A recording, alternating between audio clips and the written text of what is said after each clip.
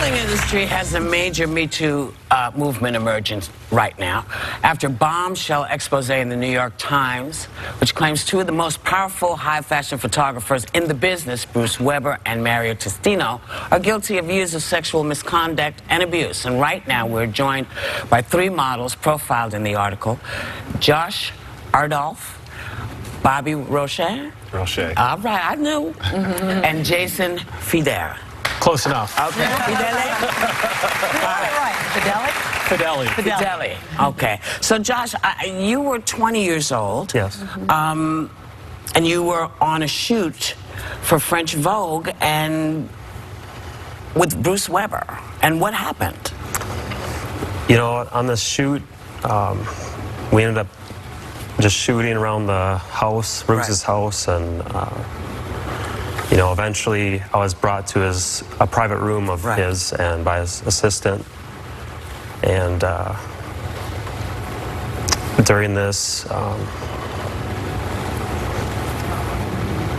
we did some breathing exercises. Yeah. And you know, we were shooting, and eventually I was nude, and you know, he told me to grab his hand and put it where I felt the energy, and I was comfortable with that. So I put it on my shoulder, I put it on my chest, I put it wherever I was comfortable with, and then, you know, he forced his hand on me inappropriately, and I didn't know what to do. I was 20 years old. I was in shock. Yeah.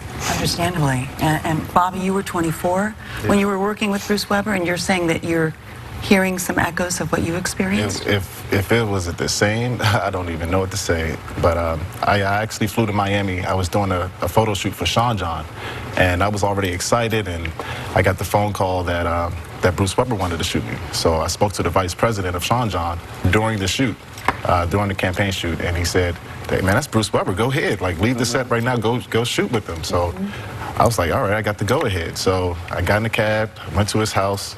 Everything was okay with my agent. And then, yeah, when I got there, I walked through his house, played with his little dogs right there, went to this little side section of his garden, said, let's just, you know, take some photos. And, yeah, we was going. I was ready. So he said, I don't think I'm feeling your energy correctly. Let me put my hand on your forehead. So I'm like, my energy is great, man. Like, I'm okay, you know? And, yeah, he started doing this waving and started putting his hands all over my body. So I'm comfortable with my body. I'm like, okay, you touch me, it's just hands. But then he started to really get aggressive. So I just was like, man, I didn't sign up for this, you know? So I talked to him. It's like, you know, I'm okay. I was like, you know, I'm really all right. You know, I actually have to go back and finish my shoot. So I said, okay, I'll talk to your agency. And yeah, later he talked to my agency, and they was like, well, you know, you should have did more. My agent told me that you should have did more. And I was like, wait a minute, you told your agency what happened. I told my agent and he what told happened. you to continue. And he told me you should have done more. How prevalent is this? I mean, is this not unusual because the male models, you're not treated the same as female models. No, it's quite pervasive. I think first, I just want to say thank you for having us. You know, we're grateful and appreciative to be part of this conversation. It's an extremely sensitive one. It requires everyone to listen and hopefully join the conversation. You know, what many people may not realize is we've been, as a society, living within the Me Too movement for more than 10 years. People think it's new, like it's a hashtag, it just came out. But if it wasn't for the tireless dedication of its founder, Tarana Burke, the many courageous stories. You were a successful model for many years. You say this didn't happen to you, but you saw it happening around you. Absolutely. It's quite pervasive. I think anybody who has been in the business long enough should be quite aware of it. If they're not, they're probably protectionists, and that's understandable. I think people also need to understand that there's going to be hurt on both sides of the story. You know, I think there's families and friends and colleagues that are going to be hurt by this, and that's understandable. I think there's a misnomer out there that people think that because people hurt us, they must be naturally evil or dark or mean people, but people who hurt others aren't going to hurt the ones that they care about.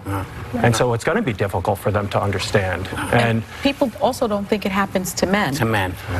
another misnomer, Yeah. you know, men, I could be going out on a limb here and, you know, expatriating myself, but, you know, we're prideful and we have those things. We're more afraid to come out and speak about this.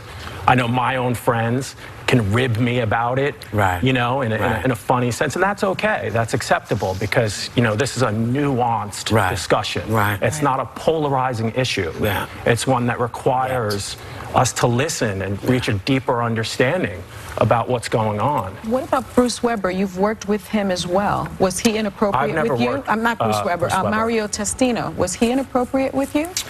You know, again, I think it's just important to recognize that there's going to be situations that people find themselves in that are uncomfortable, and some are more damaging and hurtful than others in the sense of harassment, some in the form of abuse. Yeah. For me, I'm not going to speak to any specifics, but I can say that as an industry, I think it's important for fashion to recognize, just like any other industry, that sexual harassment is a part of it. Yeah. And they need to do their part to realize that reality. Yeah. Well, we have a statement. Bruce Weber has responded to these allegations. He says, I'm completely shocked and saddened by the outrageous claims being made against me, which I absolutely deny. I've used common breathing exercises and professionally photographed thousands of nude models over my career, but never touched anyone inappropriately. He says, I would never, ever try to hurt anyone or prevent someone from succeeding. It's just not in my character. And then lawyers for Mario Testino challenged the character and credibility of people who complained of harassment and also say that they had spoken to several former employees who were shocked by the allegations and that those employees could not confirm any of the claims. He says that he didn't do any of this to you. You looked visibly angry when you heard her read that response. Yeah, I mean, being with my story relates so much with all these others. It's absurd that he's still denying these claims, you know. Jacob, That's his policy. I want to ask you a question. What triggered this story? Well, I got a phone call from somebody who worked in the fashion business, who sort of, you know, Harvey Weinstein, the allegations had come out, you know, and I can't remember if Charlie Rose if that had happened yet, but a number of these big stories had hit, and they said these are the two people that you really should be Right. be looking at. And the thing that was shocking in a certain way is the degree to which it was papered over, that the fashion business, there's a perversion that's almost less about sex than it is about meanness. I think what Anne was saying about the sort of Hall of Mirrors quality earlier, you know, the heels will be impossibly high. The Birkin bag that costs $7,000, they won't even sell you. And the Right. photographer will do what he wants. You know, I think that's the... that in a certain way is the mentality. We should mention Jacob Bernstein is the Yeah, wrote I the was- article. yeah, I was You gonna want to say that? Yeah, You know, no, go it's your ahead. show. No, yeah, but you started again. Okay. With No, two colleagues, but- he broke the story Yes. for the New York Times, and Yes. so you gave voice to these men. Yes. And so you should be applauded. But is there, Jacob, very quickly, is there reason to believe that this is still going on? Do I think it's still going on?